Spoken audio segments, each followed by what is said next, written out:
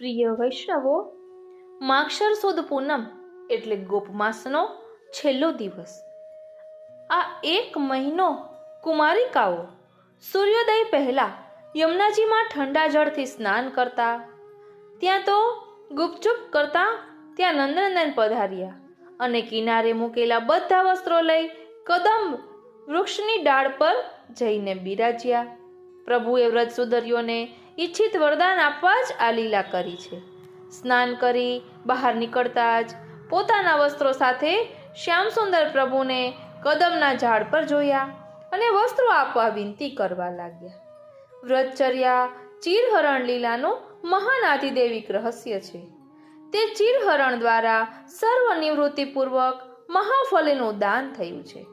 જેમ કે લૌકિક કામના ન હોય તેને નિષ્કામ કહેવાય, તેને પ્રભુ સંબંધી જેને કામ હોય તે નિર્ગુણ આધિદૈવિક ફલરૂપ કામ કહેવાય, જે જગતના બંધનોને તોડવામાં ઉપયોગી છે અને પ્રભુ પ્રાપ્તિમાં ઉત્કટ ઉત્કંઠા કરાવનાર છે. આ પ્રમાણે કારતક વદ પડવાથી માગશર સુદ પૂનમ સુધી આ વ્રત કરાય છે. કુમારિકાઓની મહેચ્છા જાણીને પ્રભુ પધાર્યા અને ચીરઘાટ ઉપર કદમ વૃક્ષ પર બિરાજીને વ્રતચર્યાની સમાપ્તિ માગશર સુદ પૂનમે કરી હતી. જેમ ઋષિઓ સ્વયં મંત્ર દ્રષ્ટા છે, તેમાં ઋષિરૂપા કુમારિકાઓ સ્વયં મંત્રના દ્રષ્ટા છે. આ રીતે ચીરહરણ દ્વારા દોષોની નિવૃત્તિ કરાવી અને નિર્વસ્ત્ર બહાર આવી વસ્ત્ર લેવાથી બધી જ લૌકિક માયા અને લૌકિક કામનાઓ દૂર થઈ અને બધી જ કુમારિકાઓ નિર્દોષ થઈ. પ્રિય રસિકજનો, શ્રી સુબોધિનીજીમાં આપણા શ્રી મહાપ્રભુજીએ ખૂબ સુંદર રીતે આ ચીરહરણ લીલાનું રહસ્ય સમજાવ્યું છે. તો ચાલો તેનું ભાવ દર્શન કરીએ. બોલો શ્રી વલ્લભાધીશ કી જય. આજે આપણે શ્રી ઠાકોરજીની બાળ લીલાઓમાં ચીરહરણ લીલાનો પ્રસંગ શ્રી સુબોધિનીજી આધારિત જોવાના છીએ. શ્રી મહાપ્રભુજી શું નિર્દેશ કરે છે તેનું રસ દર્શન આપણે કરીશું. શ્રી ઠાકોરજીની બાળ લીલા પરના વિવિધ મનોરથોમાં ચીરહરણ લીલાનો મનોરથ લગભગ દરેક મંદિરોમાં થાય છે. એની ભાવના સુંદર છે. શ્રીમદ ભાગવતના દશમ સ્કંદમાં 22મા અધ્યાયમાં વ્રજની કુમારિકાઓએ કાત્યાયની વ્રત કર્યું તેનું વર્ણન છે. હેમંત ઋતુના પ્રથમ માસમાં નંદની વ્રજની કુમારિકાઓએ હવિષ્ય ભોજનનો નિયમ રાખીને જગદંબાના પૂજનનું વ્રત કર્યું છે. નંદ ગોપ સુતમ દેવી પતિ મે કુરુતે નમઃ. હે કાત્યાયની દેવી, નંદનંદન અમારા પતિ થાવ એવું આપ વરદાન આપો. હે દેવી, નંદ બાબાના પુત્રને મારા પતિ કરજો, હું તમને નમન કરું છું. સવારે ઉઠી મંગળગાન કરતી કરતી બાળાઓ શ્રી યમુનાજીમાં સ્નાન કરવા જાય છે. વસ્ત્ર અલંકાર ઉતારી યમુનાજીમાં ઉતરે છે. શ્રી ઠાકોરજીએ ભક્તોના મનોરથ જાણ્યા છે. સુરદાસજી કહે છે કે ભક્તોની ભાવના જાણી શ્રી ઠાકોરજી પધાર્યા છે. ધન્ય વ્રત ઇન કિયો પૂરણ શીત તપની નિવારી. કામાતુર ભજે મોકો નવતરુની વ્રજનારી. કૃપાનાથ કૃપાળુ મય તબ જાની જનકી પીર. સૂર પ્રભુ અનુમાન કિન્હો હરો ઇनको ચીર.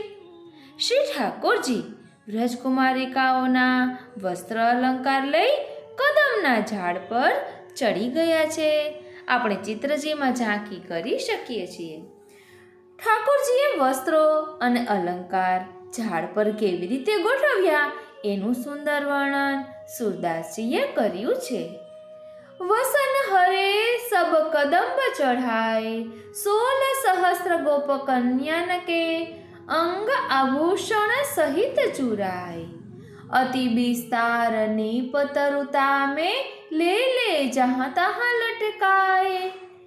मणि आभूषण डार डारन प्रति देखन छवि मन ही अटकाए।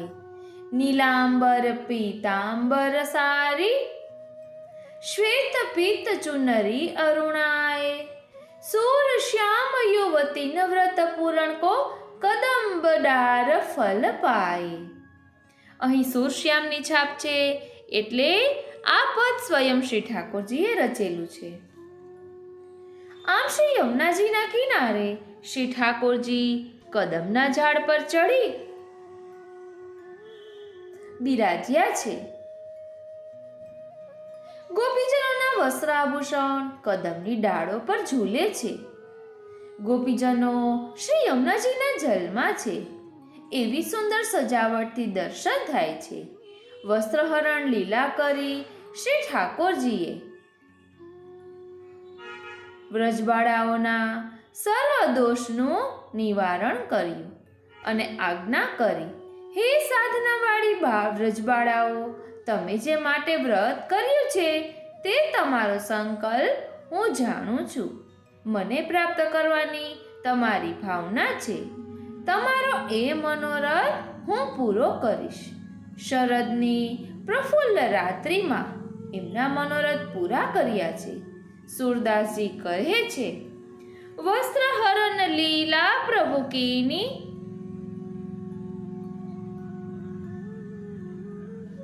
वृत को फल दीनी। यह लीला श्रवणन सुनी गावे, और न सिखावे आपुन गावे। सूर श्याम तिनके सुखदाई, द्रजटाई में प्रगट कन्हाई।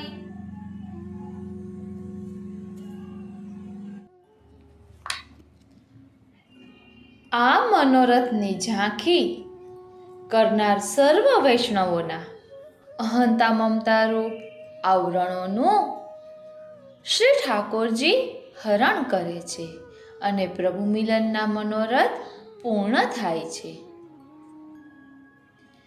શ્રી સુરદાસજી કહે છે કે હે સાધનાવાળી વ્રજબાળાઓ, તમે જે માટે વ્રત કર્યું છે તે તમારો સંકલ્પ પ્રભુ જાણે છે અને તેને પ્રાપ્ત કરવાની તમારી ભાવના પ્રભુ જરૂર પૂર્ણ કરશે। હવે આપણે શ્રી મહાપ્રભુજીએ શ્રી સુબોધિનીજીમાં જે ભાવાર્થ સમજાવ્યો છે તેનું રસ દર્શન કરીએ। કુમારિકાઓએ કાત્યાયનીનું વ્રત કર્યું। પ્રભુ કૃપા કરતા નથી અને હરિણી, ગાય, પુલિંદી જેવાની ઉપર કૃપા કેમ કરે છે એમ શંકા સહજ થાય। એના ઉત્તરમાં કહેવાનું કે ભગવાનનું ચરિત્ર વિપરીત છે। ભગવાન સ્વયં કાંઈ કરતા નથી, એ તો માત્ર સાક્ષી રૂપ રહે છે। અત્યારે આપણે હેમંત ઋતુનું વર્ણન આમાં જોઈશું। हेमंते प्रथमे मासी नंद गोप कुमारिका चेरूर हविष्यम भुंजानः कात्यायन्यर्चन व्रतम। श्री सुखदेवजी बोल्या, नंदरायजीना व्रजમાં રહેતી કુમારિકાઓએ હવિષ્યન્ન ભોજન કરીને હેમંત ઋતુના પહેલા માક્ષર માસમાં કાત્યાયની દેવીના પૂજન રૂપી વ્રત કર્યું। અરુણનો ઉદય થાય ત્યારે કાલિંદીજીના જળમાં સ્નાન કરી જળને કિનારે દેવીની રેતીમય મૂર્તિ કરી। સાક્ષાત ભગવાન ન મળે તો પણ ભગવાનની સેવા કરવી એ પ્રથમ અધ્યાયનો અર્થ છે। હે રાજન, એમાં દેવીનું પૂજન કરવા લાગી। સુગંધી દ્રવ્યો, ચંદન અને પુષ્પો, બલી, ધૂપ અને દીપથી, ઉત્તમ અને મધ્યમ પ્રકારની સર્વ સામગ્રીથી તેમજ પ્રવાલ, ફળ અને ચોખાથી એ દેવીનું પૂજન કરવા લાગી। હે કાત્યાયની, ભાગ્યવાળી મહાયોગીની અધીશ્વરી, હે દેવી, નંદગોપના પુત્ર અમારા પતિ થાય એમ તું કરી દે, તને અમે નમન કરીએ છીએ. એ મંત્રનો જપ કરતી કુમારિકાઓ કાત્યાયની દેવીની પૂજામાં પ્રવૃત્ત થઈ. એ મંત્ર જપતા તે પ્રસિદ્ધ કુમારિકાઓએ પૂજા કરી. એ પ્રમાણે કુમારિકાએ 1 માસ સુધી વ્રત કર્યું. તેથી તેઓ કૃષ્ણમય ચિત્તવાળા થયા. પછી નંદનંદન અમારા પતિ થાવ એ મંત્રથી ભદ્રકાલી ભગવત સંબંધ પ્રાપ્ત કરાવે તેવા કાલની સારી રીતે પૂજા કરી.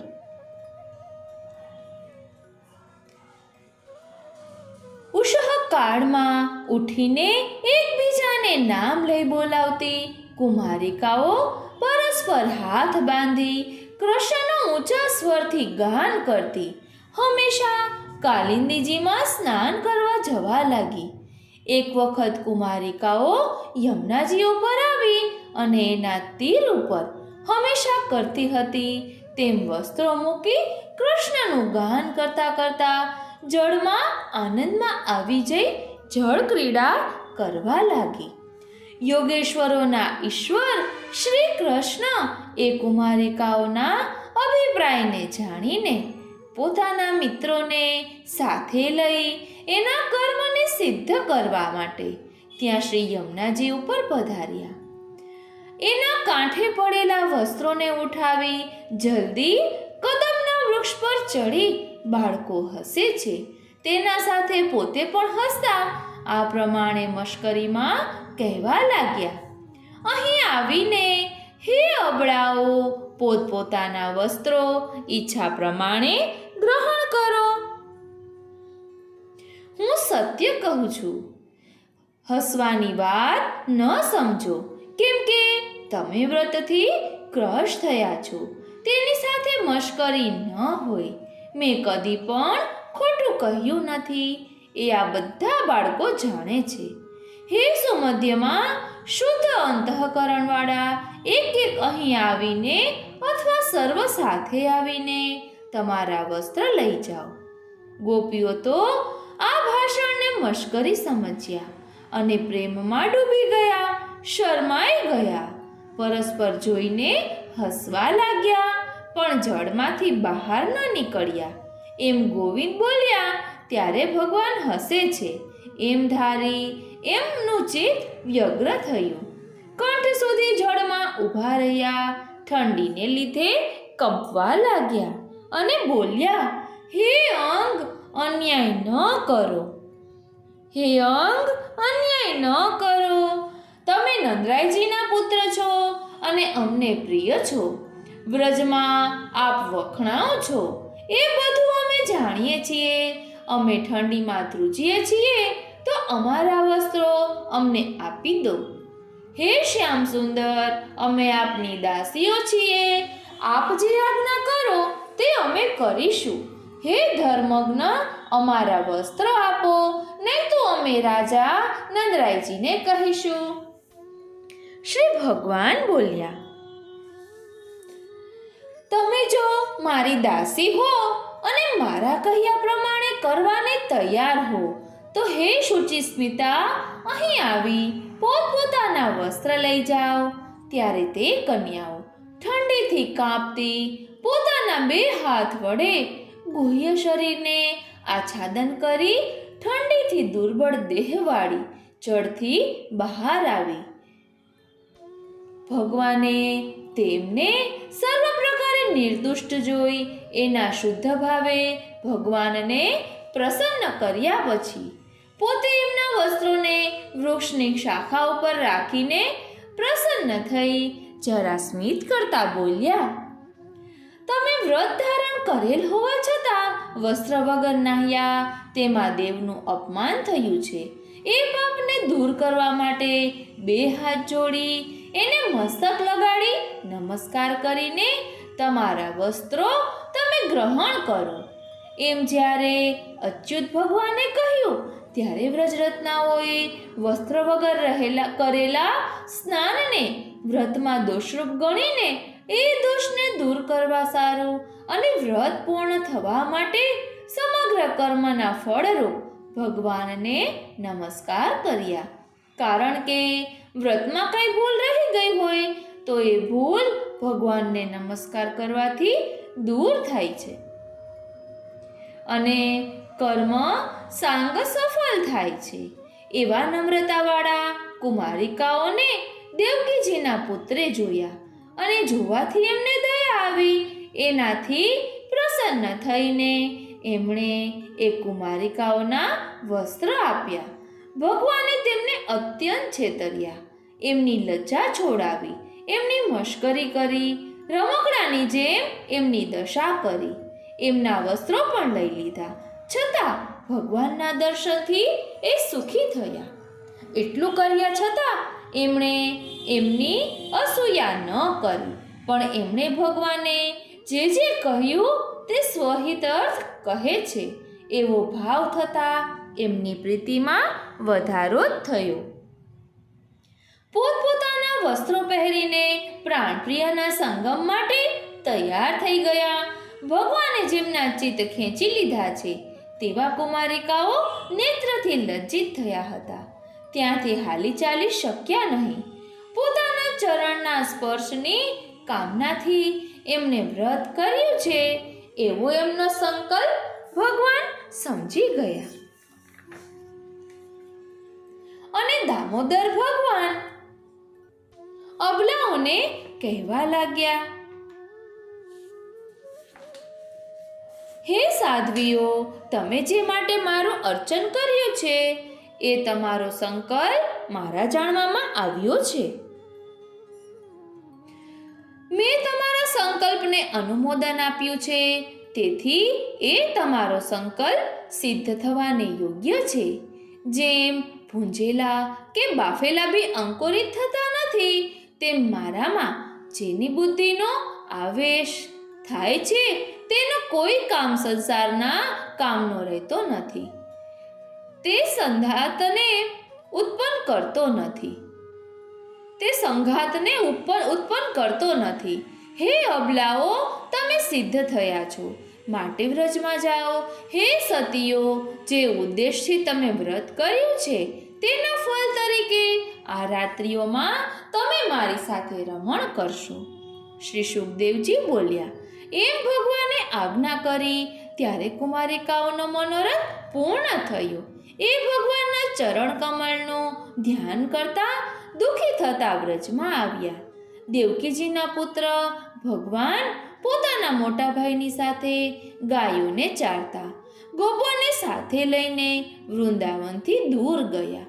ગ્રીષ્મ ઋતુના તીક્ષ્ણ તાપમાં પોતાની છાયાથી છત્રીરૂપી બની ગયેલા વૃક્ષોને જોઈને વ્રજવાસીઓને ભગવાન એના ધર્મ કહેવા લાગ્યા. હે કૃષ્ણ, હે સ્તોક, હે અંશુ, હે શ્રીદામા, સુબલ, અર્જુન, વિશાલ, ઋષભ, તેજસ્વી, દેવપ્રસ્થ, વરુથપ. કૃષ્ણ એ અહીં કોઈ ગોપ સખાનું નામ છે. આ મહાભાગ્યવાળા અને બીજાને માટે જ જેનું જીવન છે તેવા વૃક્ષોને જુઓ. વાયુ, વર્ષા અને તડકો પોતે સહન કરી બીજાના વાયુ, વર્ષા અને તડકાને તેઓ દૂર કરે છે. સર્વ પ્રાણીઓના જીવનમાં ઉપયોગી આ વૃક્ષોનું જીવન ઉત્તમ છે.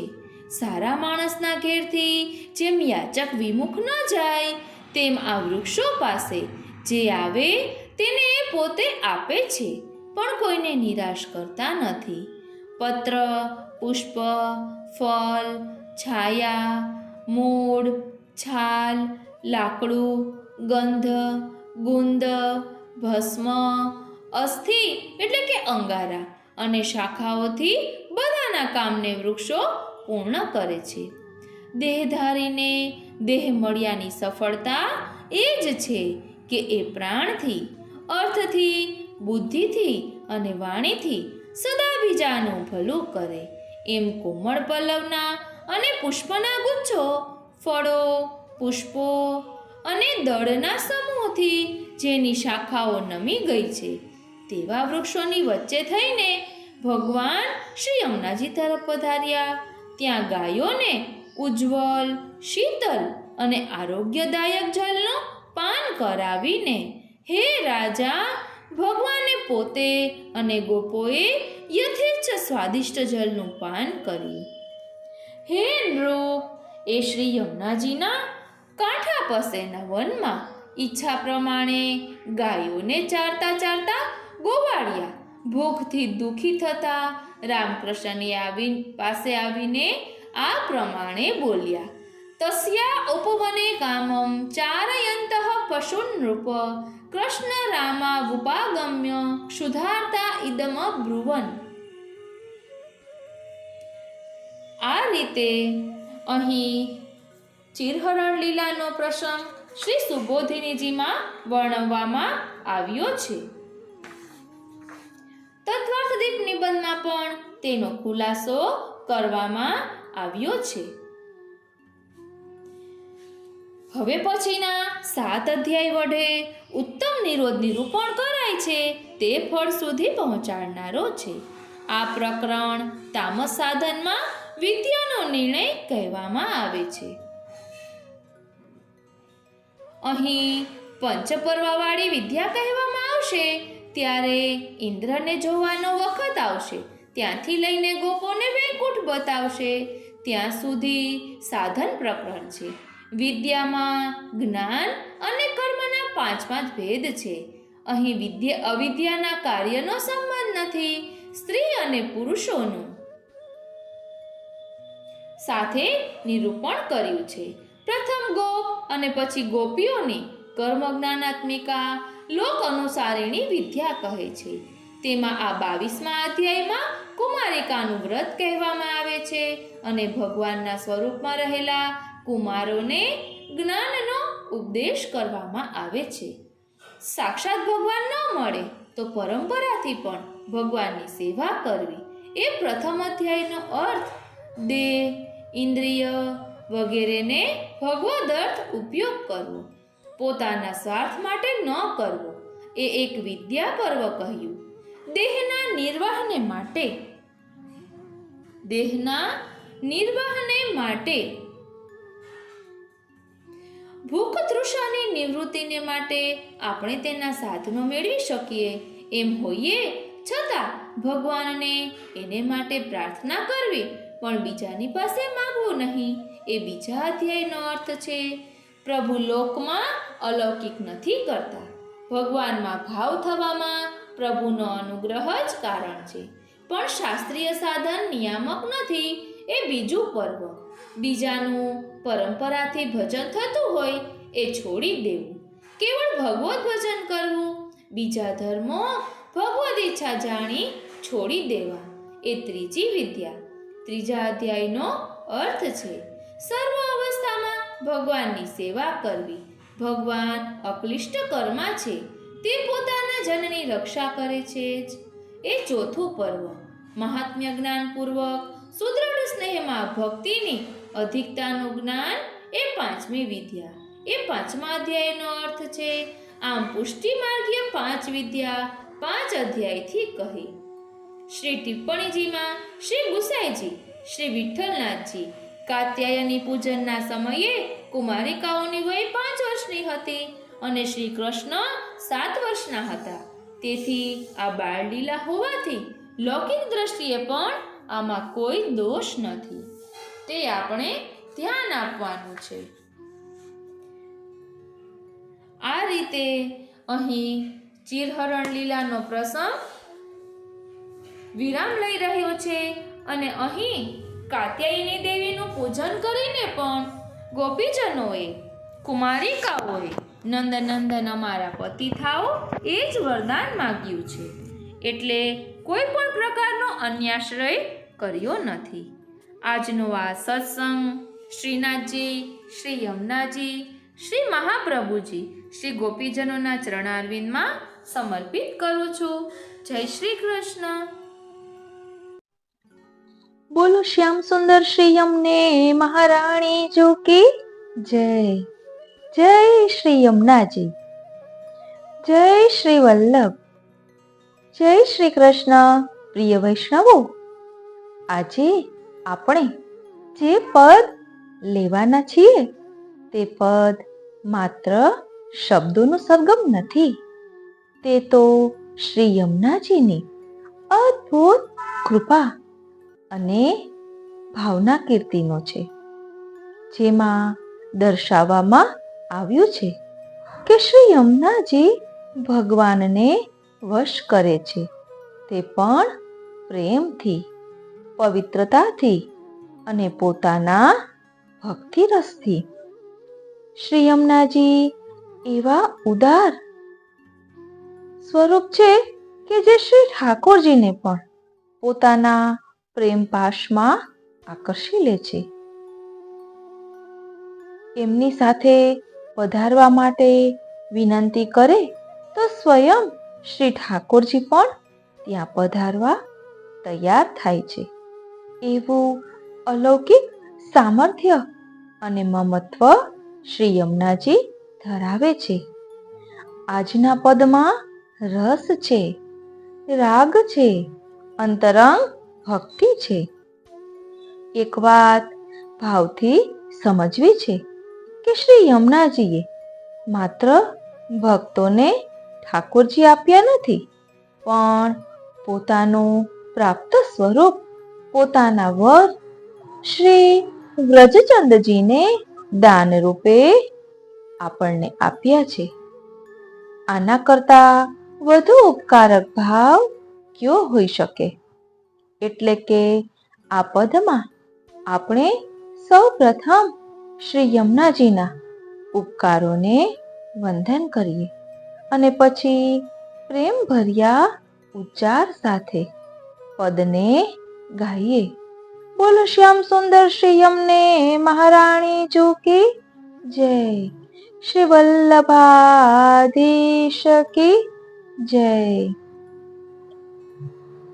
श्री यमुने पिय को वश तुम जो कीने, श्री यमुने पिय को वश तुम जो कीने, प्रेम के फंद ते गही चुराखे निकट, ऐसे निरमोल नग मोल लेने, तुम जो पठावत तहाँ अब धावत सदा, तिहारे रस रंग में रहत भीने, दास परमानंद पाए अब व्रज चंद, परम उदार श्री यमुने जुदान देने, परम उदार श्री यमुने जुदान देने.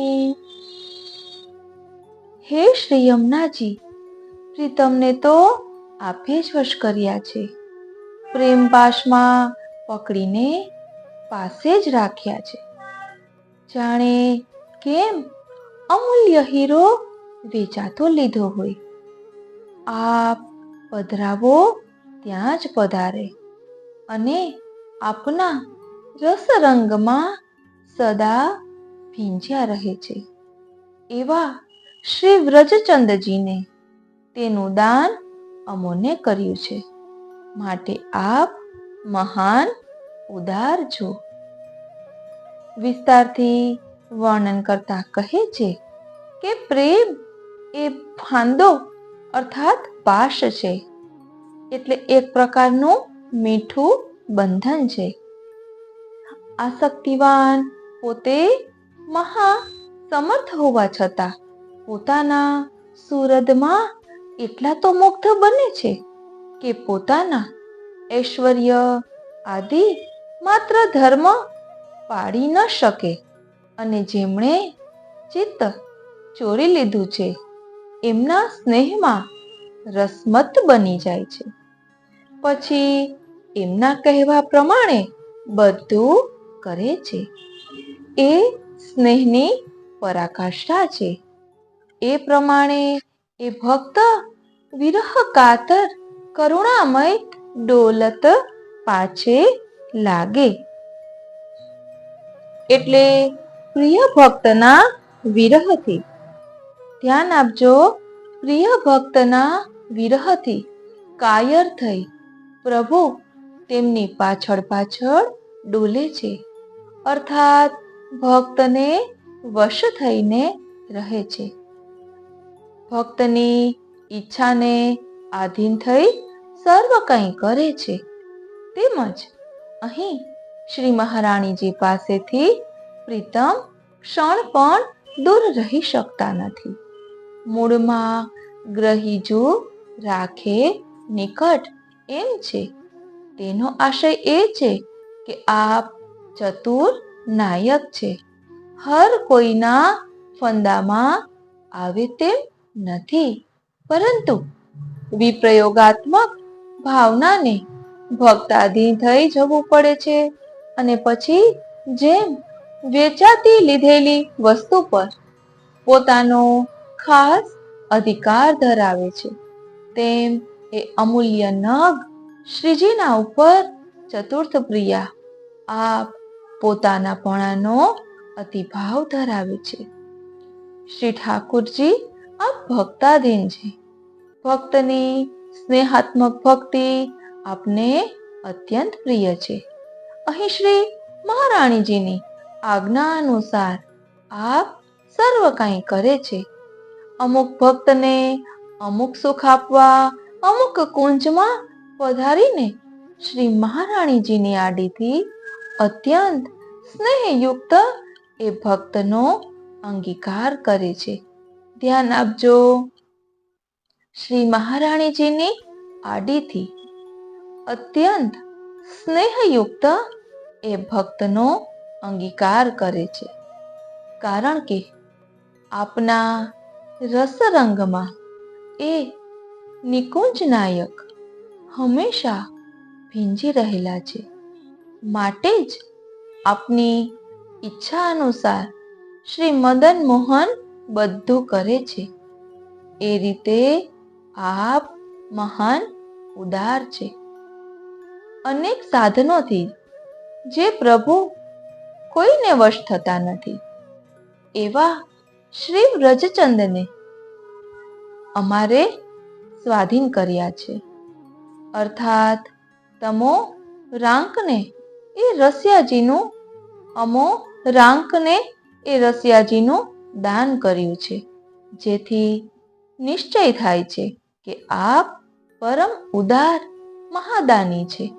સાધારણ દાન તો સૌ કોઈ કરે, પરંતુ આપ તો પોતાની વાલી વસ્તુથી પણ ભક્તનું મહાન સન્માન કરો છો. એથી વિશેષ ઉદારતા દયાળુતા અન્ય કોની હોઈ શકે? પ્રિય રસિકજનો, એટલે તો ભગવતીઓએ ધોળમાં ગાયું છે ને, યમુનાજી મૈયા વશ કરી લીધા તમે વ્રજનાથને રે. કહો તેમ કરે વ્રજરાય રે. યમુનાજી મૈયા વશ કરી લીધા તમે વ્રજનાથને રે. બાંધી લીધા છે પ્રેમ પાશથી, આપને છોડી જઈ શકે ન ક્યાંય રે. યમુના મૈયા વશ કરી લીધા તમે વ્રજનાથને.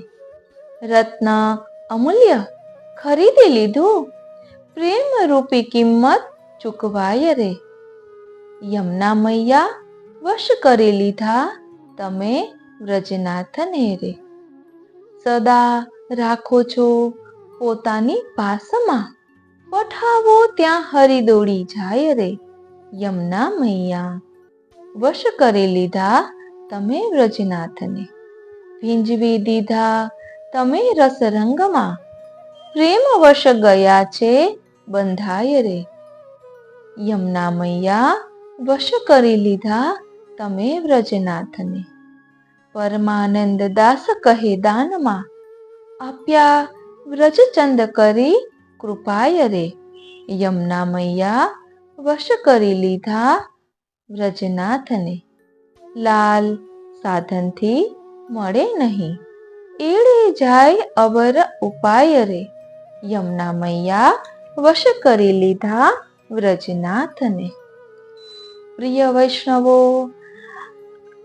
श्री यमुने प्रिय को वश जो तुम जो कीने, प्रेम के फंद ते गहिजु राखे निकट, ऐसे निर्मोल नगलो मोल लीने. तेनी संगति જોઈએ ને તો વાર્તા પ્રસંગમાં 252 વૈષ્ણવ વાર્તામાં 123મી વાર્તા રાજા આશ્કરણજીની છે, જેમનું લીલામાં નામ વિકલા છે, માટે વિકલ જ રહે છે. અને મોલ એટલે જેની કિંમત થઈ શકે, અને અનમોલ એટલે જેની કિંમત ન થઈ શકે, અને નિર્મોલ એટલે આધીન. આશ્કરણજીની વાર્તામાં ગોપકુવા વાળો યશોદા ઘાટનો પ્રસંગ આવે છે ને, જ્યાં રાજા આશ્કરણજીને ઠાકોરજીની હોરી ખેલ લીલાના દર્શન થાય છે. તેનો ભાવ સમજાવતા કહે છે, યા ગોકુલ કે જો હટે રંગ રાચી ગ્વાલ. એટલે ઠાકોરજી અને પ્રિયાજીના નેત્ર એક બની રહ્યા છે. સલોના નેત્ર તો માત્ર પ્યારીજીના છે, કારણ કે આમાં વારંવાર આવે છે નૈન સલોનરી રંગ રાચી ગ્વાલ. તો સલોના નેત્ર કોના છે? શ્રી સ્વામિનીજીના છે. ફાગ એટલે હૃદયની તરંગ જે પ્રભુના નેત્રમાં આવી ગઈ છે. હવે પ્રભુના હાથમાં પિચકારી છે, વેણું નથી.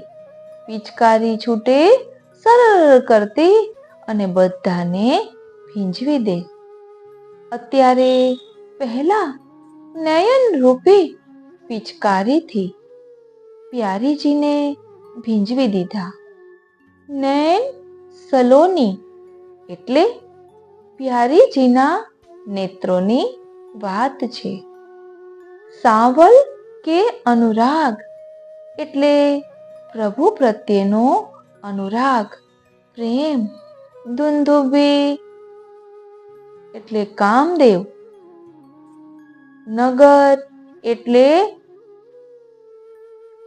એટલે દુંદુભી બાજે ડહ ડહે રંગ રાચી ગ્વાલ. પછી નગર એટલે નેત્રોમાં કોલાહલ થયો. એટલે આ બધું સંકેતથી વર્ણન છે. ઘોખ એટલે પરાકાષ્ઠા. ભવન રહ્યો નહીં કોઈ એટલે પ્રભુ હવે પોતાના વશમાં નથી. જ્યારે સ્વામિનીજીને પોતાના નેત્રોમાં ભરી દીધા, ત્યાં બંસી હાથમાં આવી ગઈ. ઝાંઝર, કિંકરી બધા જ હૃદયના ધબકારા છે.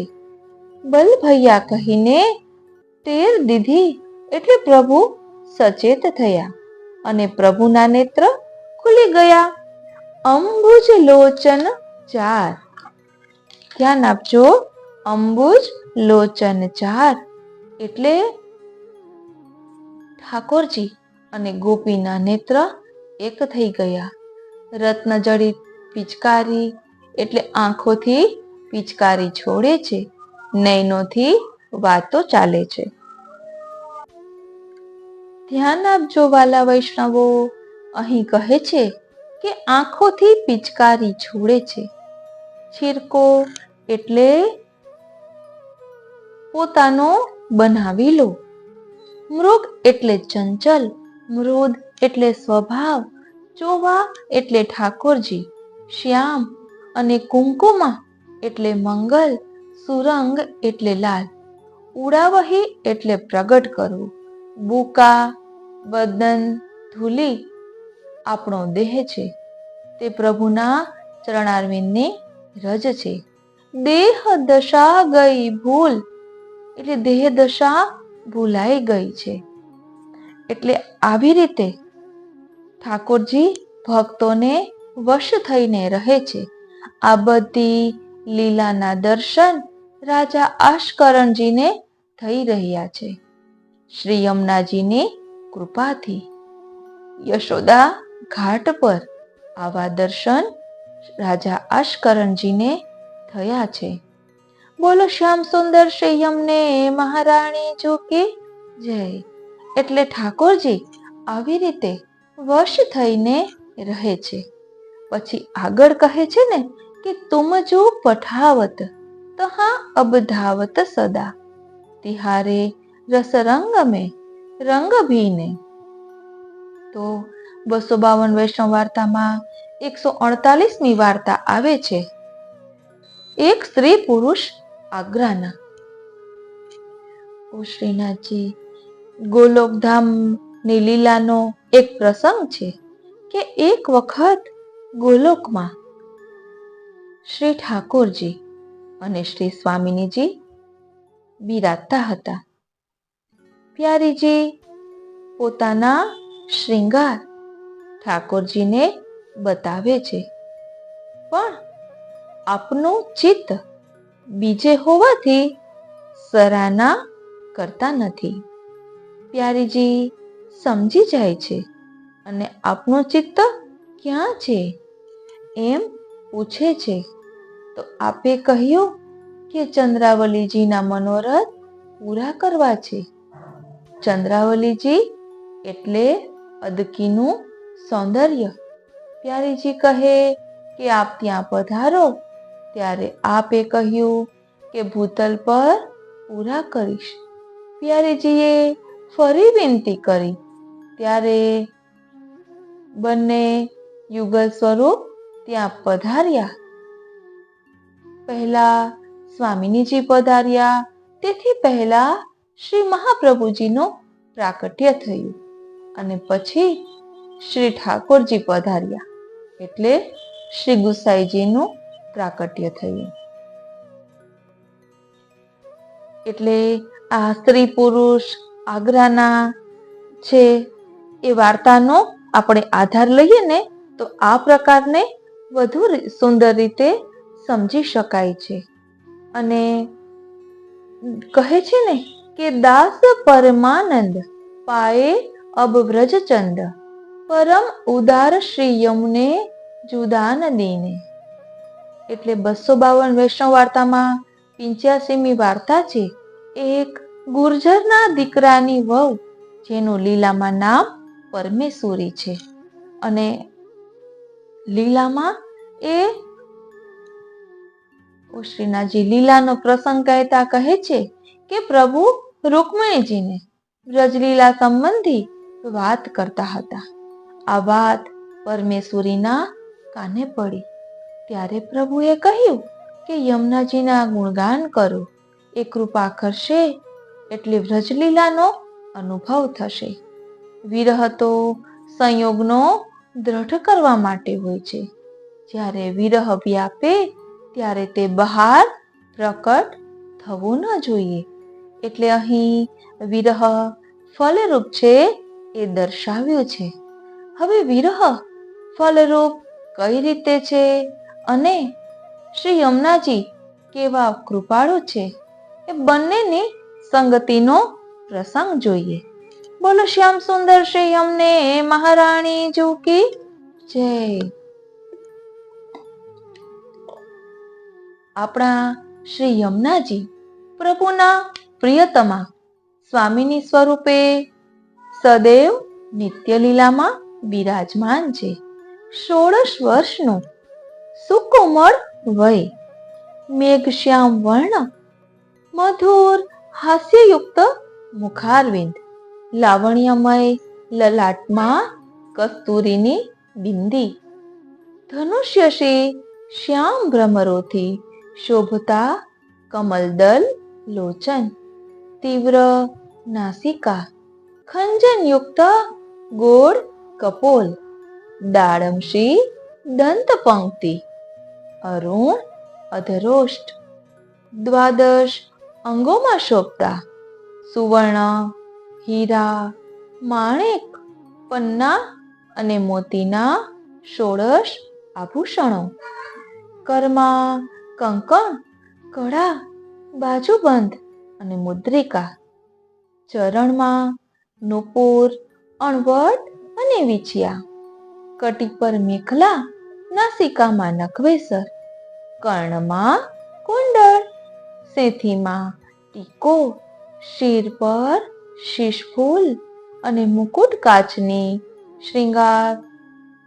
શ્રીકંઠમાં કમળ કુસુમોની મનોહર માળા. શ્રીહસ્તમાં કમળની છડી. ક્યારેક શ્રી યમુનાજી સ્વામીની વેશમાં દર્શન આપે છે. લાલ ચુંદડીની ચટકીલી સાડી, ચોળી અને ચણિયો નવશત આભૂષણોથી નવોઢાની જેમ નમણાઈથી ઓગતા, તો ક્યારેક શરદની રાત્રિએ શ્વેત વસ્ત્ર આભૂષણમાં શોભતા. હેમંત શિશિરની ઋતુમાં લહેરિયાદાર સોનાની અને મીણા કામની જડાઓની કુંજમાં નીલાંબર ધરી શ્યામ સુંદરના સંગે વિલસતા, તો ઉષ્ણકાલમાં ફૂલના શ્રૃંગારમાં પ્રફુલ્લિત શ્રી યમુના મહારાણીજીના આધિદૈવિક સ્વરૂપનો અનુભવ આજે પણ અનેક બળભાગી ભક્તોને થાય છે. શ્રી ગુસાઈજીના તૃતીય કુમાર શ્રી બાલકૃષ્ણજીને શ્રી ગુસાઈજીની કૃપાથી વ્રજમાં આવેલા ગુંજાવનમાં શ્રી યમુનાજીના આધિદૈવિક સ્વરૂપના જ દર્શન થયા હતા અને ત્યાંથી શ્રી દ્વારકાધીશ પ્રભુના સ્વામીની રૂપે શ્રી યમુનાજીના સ્વરૂપની પ્રાપ્તિ થઈ. શ્રી યમુનાજીનું જગવિખ્યાત સરિતા સ્વરૂપ પણ અદ્ભુત છે. શ્રી યમુનાજી સરિતા રૂપે હિમાલયના કલિંદ નામના શિખર પર પધારી ત્યાંથી અગાધ ફીણ અને ઉડતા જલ શિખરોથી શોભતા મોટો ઘોષ ધ્વનિ કરતા પર્વતના વાંકા ચૂકા માર્ગે થઈને ભારત ભૂમિને પાવન કરતા પાલખીમાં બિરાજમાન હોય તેમ વ્રજમંડળમાં પધારે છે. એમના તટપ્રદેશ પર મનોહર પુષ્પોથી સુવાસિત રમણીય વનશ્રી લહેરે શોભે છે. ત્યાં શુક, મોર, હંસ, સારસ આદિ શ્રીનાથજી આદિ પક્ષીઓનો કર્ણ મધુર કલરવ છે. શ્રી યમુનાજીમાં જળ કરતા રેણુની બહુલતા છે. તરંગ રૂપી ભુજકંકણ અને તટરૂપી નિતંબોથી સોહતા શ્રી યમુનાજી. શ્રી યમુનાજી ના પાવન તટ ઉપર મથુરામાં વિશ્રામ ઘાટ અને વલ્લભ ઘાટ અને ગોકુલમાં ગોવિંદ ઘાટ, ઠકુરાણી ઘાટ આદિ ઘાટો આવેલા છે. આવા કલિંદગીરી નંદિની શ્રી યમુનાજી વાંકી ટેઢી મલપતી ચાલે પર્વત પરથી નીચે પધારે છે. ત્યારે પ્રિયતમ પ્રભુને મળવા પૂરમાં પૂર ઉછળે છે. ગોકુળ મથુરા પાસે આવતા પ્રિયતમ શ્રી કૃષ્ણનું મિલન થતા ફૂલ્યા ફાલ્યા ફરે છે. મનોહર દર્શન આપે છે. જાણે તરંગો રૂપી હસ્તમાં ચળકતી રજના કણોથી મોતીના કંકણો ધર્યા છે. અંગ પ્રત્યંગ પુષ્ટ છે.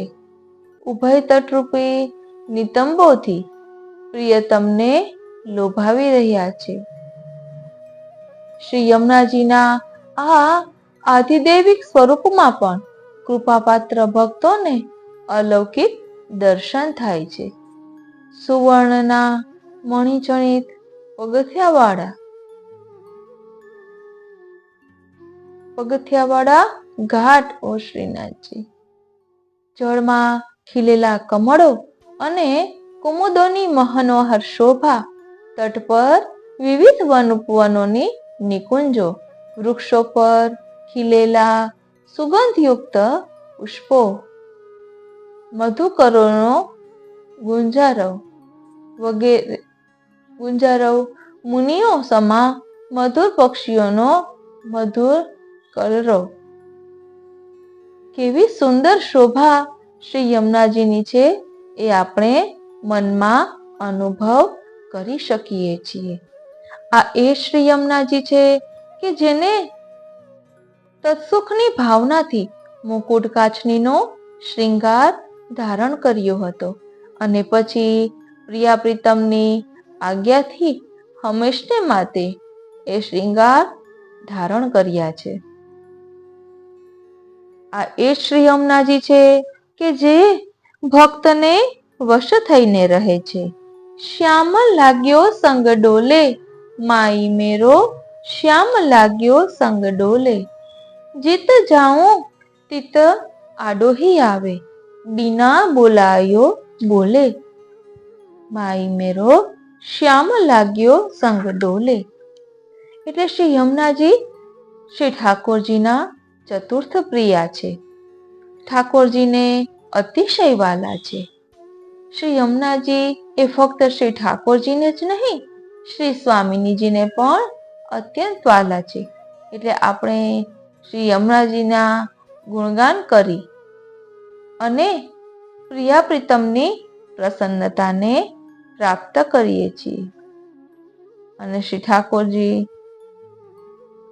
ભક્તને વશ થઈને રહે છે, જેનું પ્રકટ પ્રમાણ આપણે દરરોજના સેવામાં કરીએ છીએ. આપણે જગાડીએ ત્યારે ઠાકોરજી જાગે. આપણે કહીએ કે હવે સવાર થઈ, જાગો, એટલે પ્રભુ જાગે. વળી બપોરે જ પોઢાડી દેવા હોય તો આપણે વિનંતી કરીએ કે ચાલો રાત થઈ ગઈ, પોઢી જવાનું છે, તો ભલે ને વહેલો સમય હોય છતાં પણ પોઢી જાય છે. આવા વશ થઈને પ્રભુ રહે છે. માટે કહ્યું કે શ્રી યમુનાજીની કૃપાથી શ્રી ઠાકોરજી વશ થઈને રહે છે. બોલો શ્યામ સુંદર શ્રી યમને મહારાણી જો કે જય.